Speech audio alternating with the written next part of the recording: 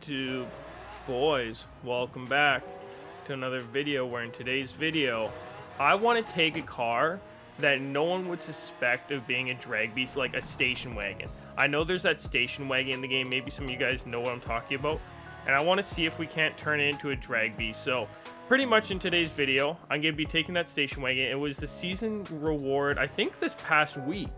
I just kind of slept on it, so I'm going to be taking that out, seeing if we can't make it into a drag beast. We're going to try a couple quarter-mile drag strip races just against like general players, see if we can or can't compete, and then we're going to obviously do our Juggernaut. We're going to do a casual cruise in it, see how it handles. Pretty much a lot of driving. So without further ado, I'm going to get into that car, and I will meet you guys in the auction house when we are using it.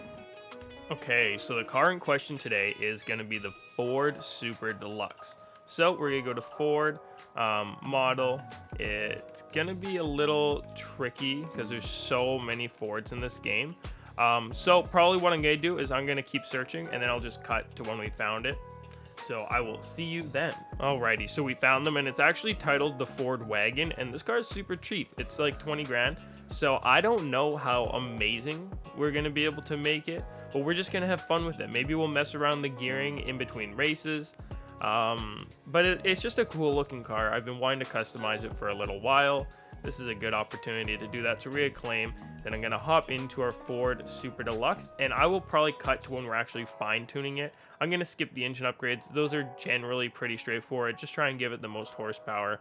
I do the same thing in lots of videos, put on the best wheels, like the race tire compound, and then yeah, just all the race performance upgrades. Anyways, I'll see you guys when we're fine tuning.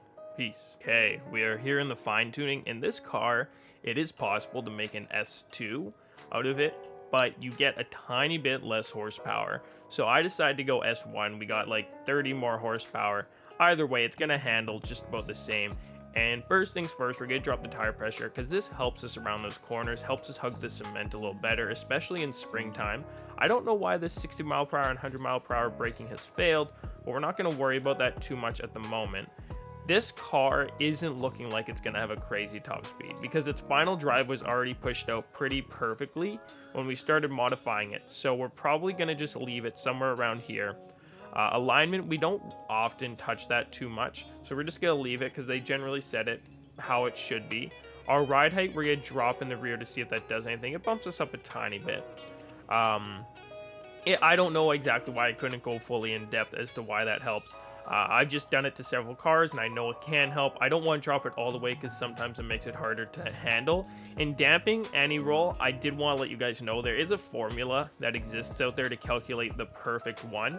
But when you calculate it, it ends up being very close to what you've already input. So I don't generally mess with that. I kind of just leave it how it is. We're going to put the aerodynamics towards speed. Obviously, we're making top speed tunes. Don't want to apply that. So I'm going to go back. I'm just going to redo all the changes we just did. I'll catch up to you when we're at the braking again. Sorry. Okie dokie, sorry about that. Accidentally tapped the B button, and apparently it was catastrophic. We're going to put our acceleration in the front to 100%. This is just how I've always learned. I couldn't, again, tell you exactly what it does. I don't know enough about cars to make that judgment, but I just know that you should do it if you're making a top speed tune. So we're going to apply this. I also can't promise that this car does amazing. It doesn't seem to have a super high top speed, but we're going to drive it around. It's spring. It's super nice to drive out. We'll try to do 1 or 2 drag races, see if we can place. And then at least we're going to do the Juggernaut. So, as always, boys, if you have been enjoying my content, leave a like and a comment down below. Comment a car I should try. I'm in desperate need. If you're listening to this part in the video, comment LED, put it in a sentence. You guys are getting creative. I love reading those comments. They make my day. I appreciate you guys watching the whole video too. Anyways, turn on those bell notifications so you get notified every time I post, and I will see you boys at the end of the video. Peace.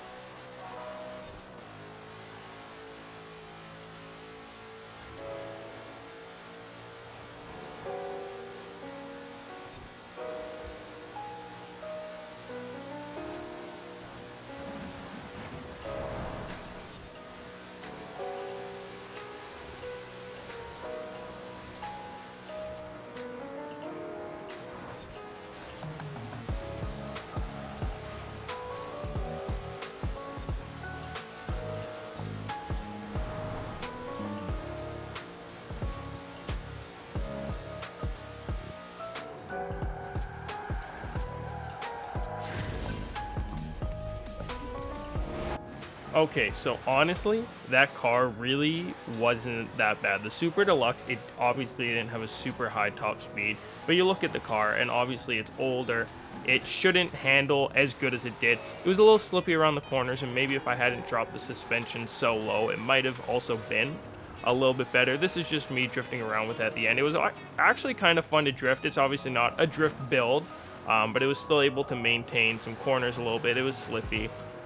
Anyways, this was just me having fun. If you guys enjoyed any bit of this video, please make sure you like, comment below what you enjoy, comment a car for me to use.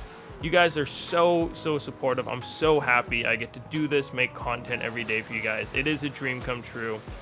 Turn on those bell notifications. Our goal is 30% end of September. Help us contribute. And as always, boys, I love you, and we'll catch you in the next video. I'll let a bit more footage play out. Peace.